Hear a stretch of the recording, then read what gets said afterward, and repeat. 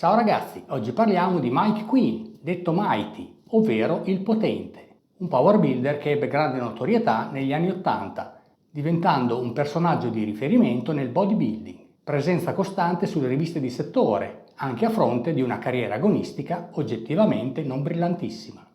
Dopo un'infanzia difficile segnata da problemi mentali ed episodi di bullismo subiti da parte dei teppisti del quartiere, Mike trova la sua strada negli sport di potenza, affermandosi sin da teenager come power builder formidabile, capace di ben figurare sia nelle gare di bodybuilding che nel powerlifting. Ma la sua fama andava oltre i risultati sportivi. Mike era un personaggio controverso per il settore, un individuo che diceva quello che pensava, ad esempio parlando liberamente del suo uso di steroidi, argomento tabù all'epoca, comportamento che gli valse la nomea di pecora nera del bodybuilding.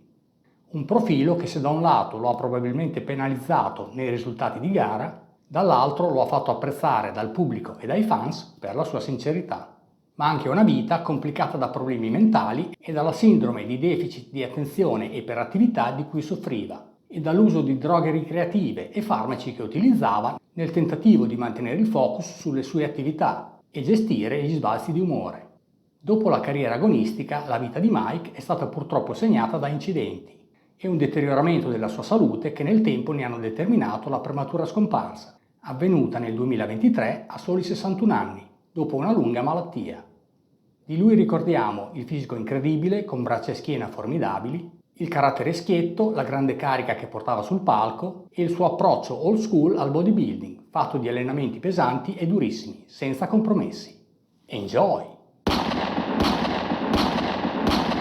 Mike Queen nasce il 18 novembre 1961 a Brockton, in Massachusetts, località famosa come la città dei campioni per essere stata la dimora di Marvin Hagler e Rocky Marciano, oltre che dello stesso Mike Queen.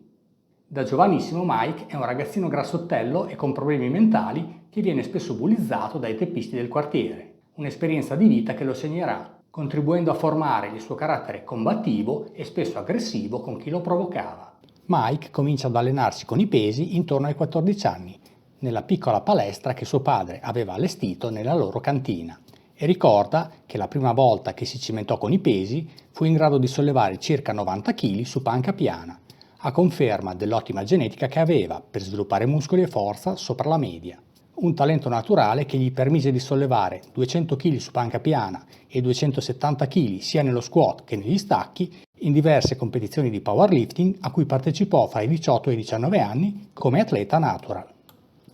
Un vero fenomeno come teenager all'epoca, secondo solo a Eddie Robinson, altro atleta fortissimo sin da giovanissimo. Da ragazzo comunque Mike aspira a una carriera nel football. Col suo 1,73 m di statura è un po' basso per il football, ma compensa con una forza incredibile e una grande velocità. Purtroppo la sua carriera nel football ha vita breve, viene reputato troppo aggressivo dal suo coach, si mette spesso nei guai litigando con altri atleti e viene di fatto escluso dalla squadra.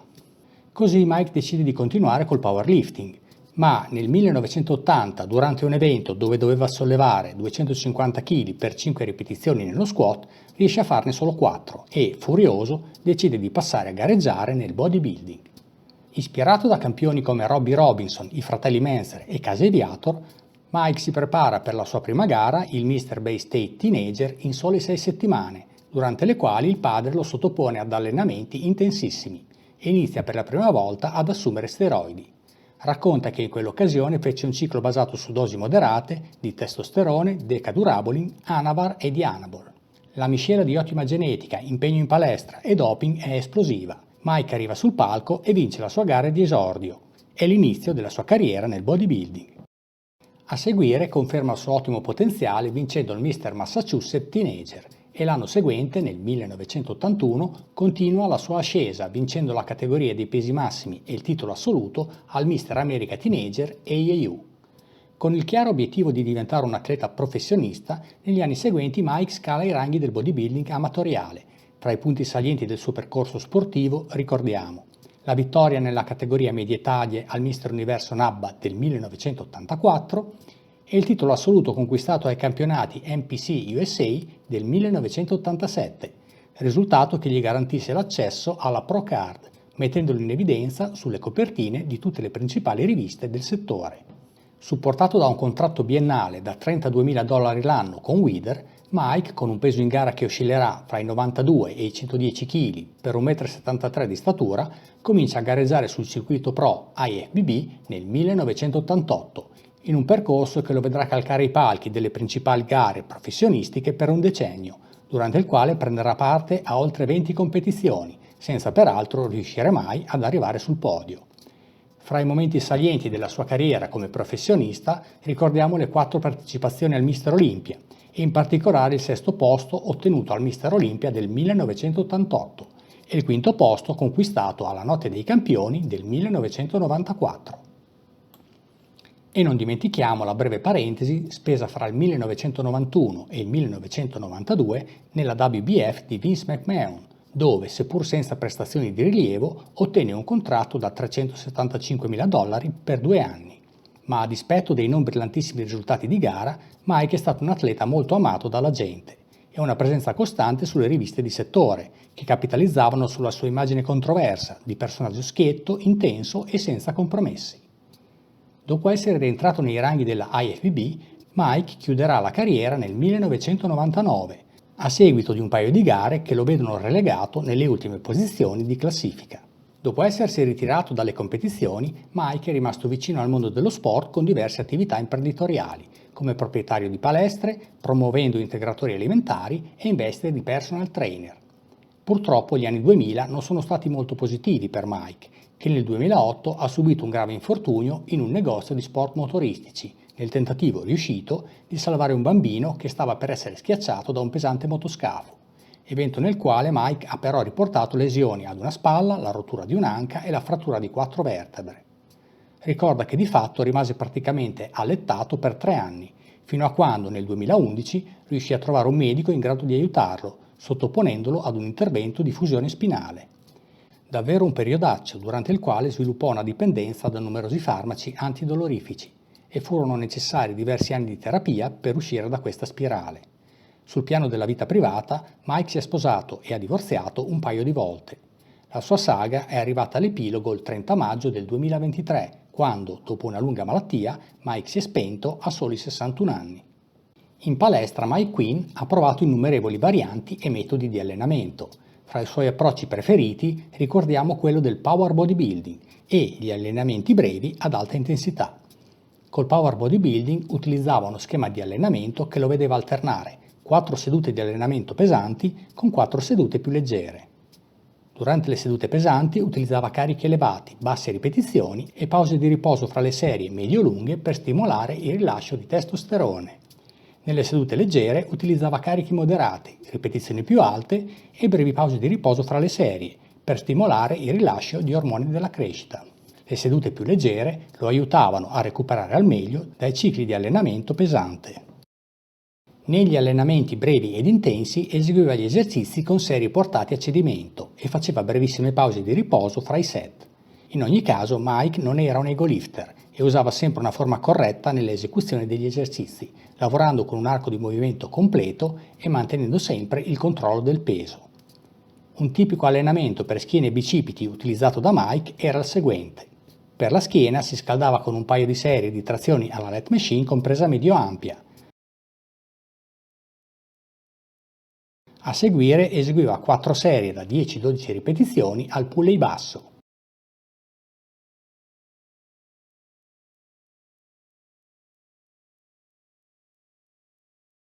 Poi 3 serie da 8-12 ripetizioni di rematore ad un braccio con manubrio.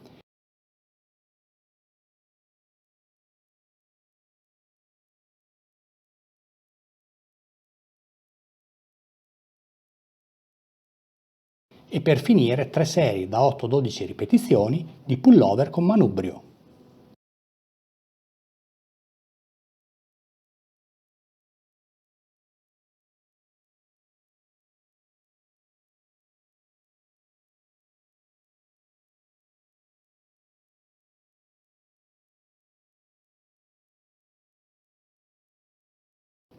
Per i bicipiti cominciava con 4 serie da 8-12 ripetizioni di curl con manubri alternati.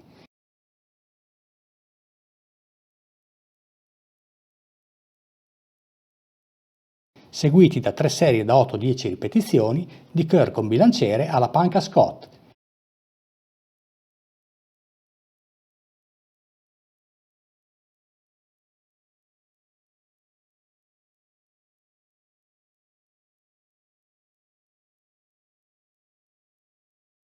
E infine 3 serie da 8-12 ripetizioni di curl in concentrazione con manubrio.